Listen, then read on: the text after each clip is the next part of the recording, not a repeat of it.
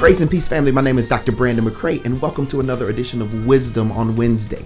Today, we'll be beginning a series entitled The Heart of a Worshipper. We'll be examining specifically David's journey in recovering the Ark of the Covenant. Today, I'd like to set a foundation and a precedence for our conversation. Many, when we think of worship, we idealize worship as just music, or we look at worship in the confines of a praise team or a worship assembly.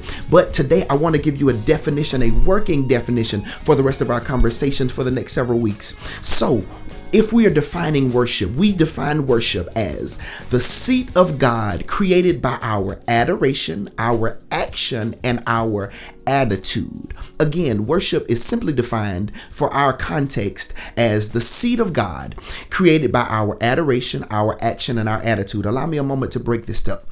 So when we adore a thing, when we worship a thing, we must first adore it. Adore, that is love. That is a level of love that is far past our simple definitions of love. When we adore something, we lavish it with gifts. When we adore something, we give our all to that thing. And when we are worshiping, we must first adore the God that we worship, because that gives efficacy to our worship. So adoration is the next step of love that is required for true worship. Not only do we adore a thing, but there is an action that accompanies our worship. Worship is not a silent thing, but worship is something done within the confines, the context of action.